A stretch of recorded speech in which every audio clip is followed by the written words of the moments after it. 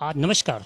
आज दिल्ली में Sputnik vaccine start हो गई है और आखिर क्या है स्पुतनिक मेडिसिन या वैक्सीन, जानेंगे बत्रा हॉस्पिटल के medical director doctor S L Gupta से और पूरी जानकारी लेंगे कि आखिर इस मेडिसिन का इफेक्ट क्या है।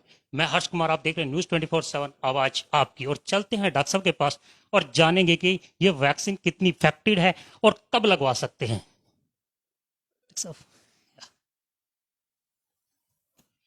हाय डॉक्टर साहब, नमस्कार। डॉक्टर साहब, आज हम बात करने वाले हैं जो मेडिसिन, जो वैक्सीन के बारे में बात करने हैं। स्पुतनिक जो है वो कितनी इफेक्टिव है?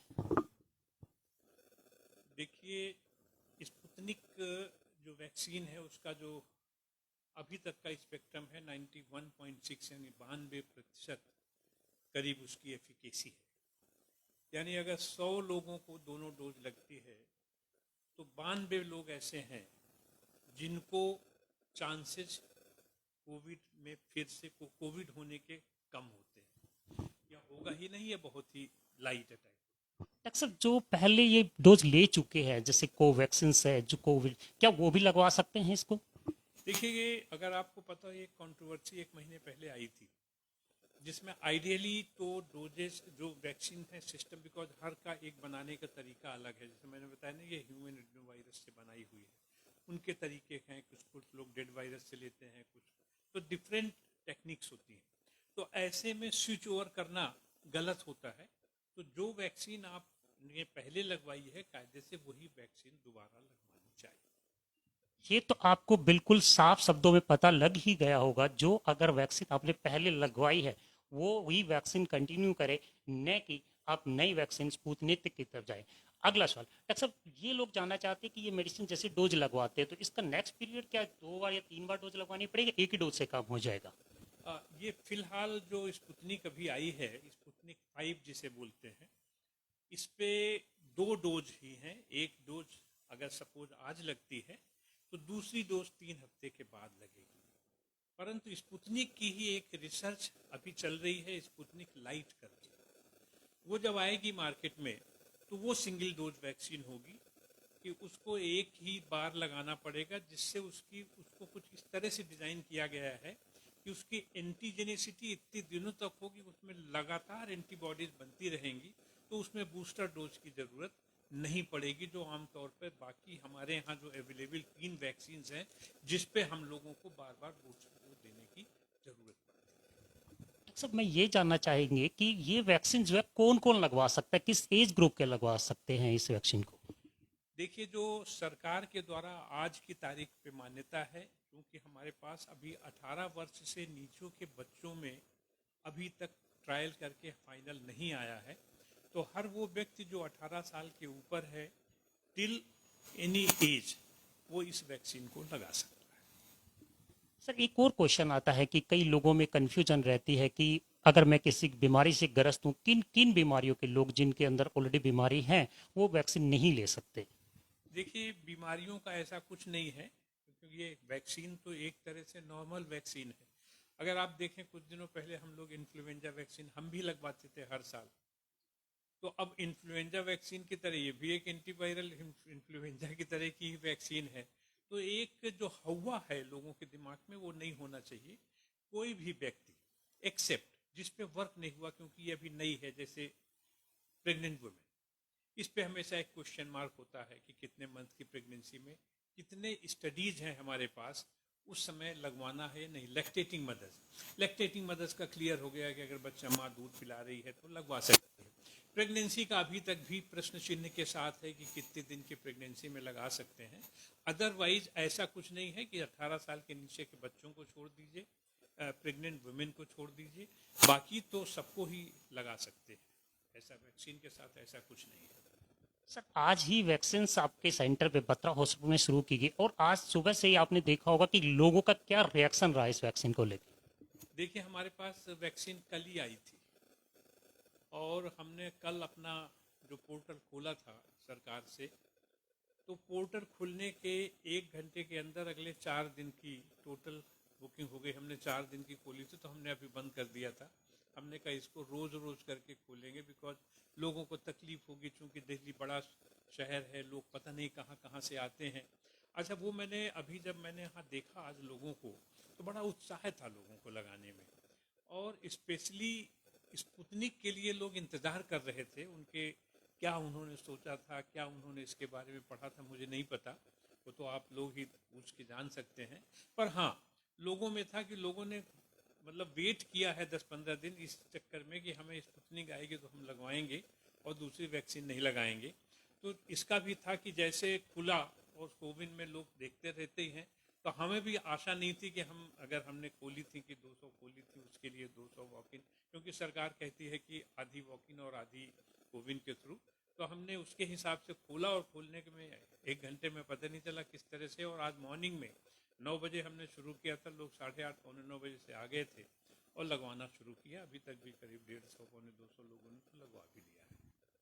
स्पुतनिक सिर्फ एक साइकोलॉजिकल इफेक्ट ये है लोगों में कि इसके लगवाने से बेटर है, इसके लगवाने से नहीं, वैक्सीन सारी ही सेम होती है सर कह रहे हैं। आखिर सर एक बात और पूछना चाहूंगा, जो लोग आ रहे हैं, जितने भी लोग हैं, इन लोगों में सर चार्जेस का क्या है? जैसे लोगों को है कि कितने की वैक्सीन है, पहले वाले वैक्सीन कम पैसे में लग रही थी तो इफेक्टिव कम होगा, या वैक्सीन ज्यादा चार्ज में लग रही है तो ज्यादा इफेक्टिव होगा, कुछ ऐसा भी है?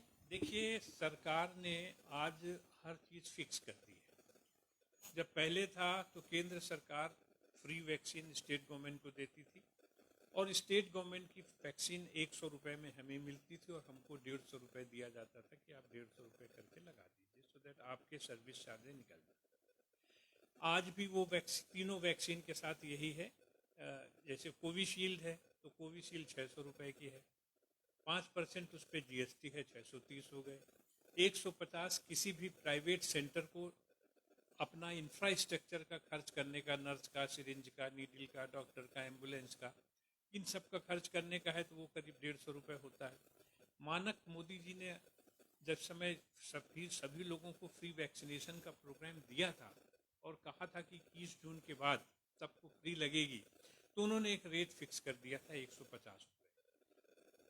वो भी ये आपकी स्पुतनिक भी अभी हमको जो मिल रही है वो मतलब हमने 1145 है तो 995 रुपये की हमको मिलती है। 150 रुपये जो सरकार के हमको लगते हैं वो 1145 हो जाती है, तो वो 150 रुपये ही ले सकते हैं और वही 150 के लाख पता है और वो हर एक को पता है। यानी कि 1145 रुपए में वैक्सीन आप लगवा सकते हैं बत्रा हॉस्पिटल तुगलकाबाद से।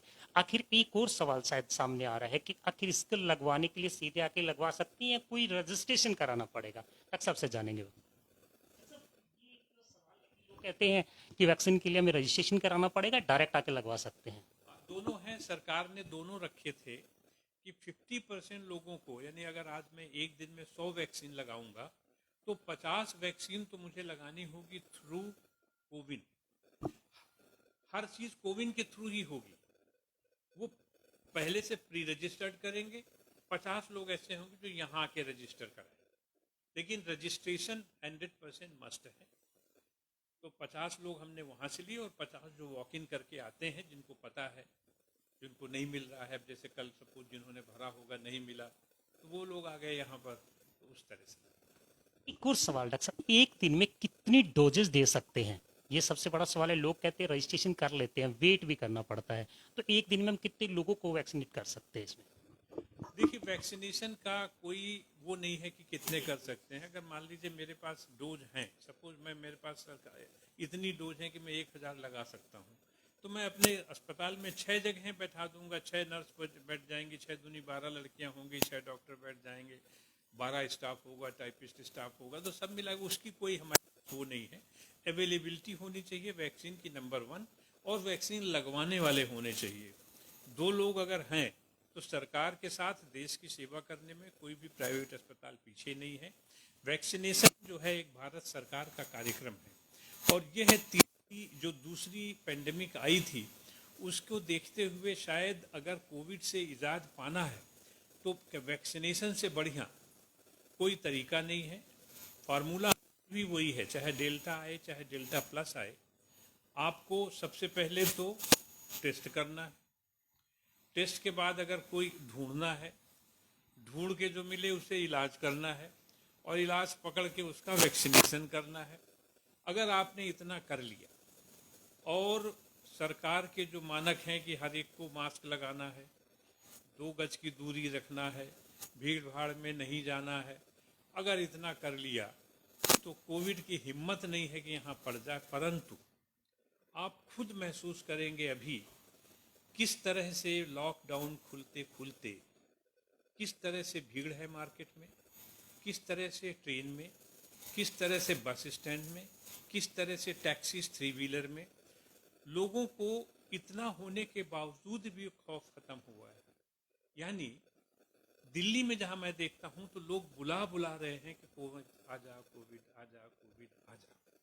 जबकि अगर इतनी चेतावनी सरकार के द्वारा, नॉन गवर्नमेंट ऑर्गेनाइजेशन के द्वारा, आप सब मीडिया के द्वारा, हम सब चिकित्सकों के द्वारा, हम सब लोगों को समझा रहे हैं बाय एनी मीन्स कि आप इसको फॉलो करें, वरना वो दिन दूर नहीं है जब थर्ड वेव आएगी। थर्ड वेव खत्म करने का, थर्ड वेव दूर भगाने का एक यही तरीका है जिससे सब लोग जो कहा जाए उसका पालन करें और हर व्यक्ति वैक्सीन लगाए। और उसी को देखते हुए माननीय श्री नरेंद्र मोदी जी ने यह वैक्सीन सबके लिए फ्री। शायद आपके हर सवालों का जवाब आपको मिल चुका होगा। अब सिर्फ डॉक्टर साहब के कहने के मुताबिक, जितने भी सोशल मीडिया प्लेटफॉर्म के मुताबिक आप अपने घर रहें, सोशल डिस्टेंस का पालन करें और कम से कम दूरियां बनाकर काम करें। अगर बाहर भी निकलना है तो निकलिए, पर एक डिस्टेंस के साथ। तीसरी लहर जो अभी कह रहे हैं कि आने वाली है, उससे सिर्फ एक ही बचाओ, वैक्सीन लगाओ और अपने घर में सेफ रहो, खुश रहो। और बस यही है, 2 गज दूरी, मास्क है जरूरी। डॉक्टर साहब हमारे साथ बनने के लिए बहुत बहुत धन्यवाद जी।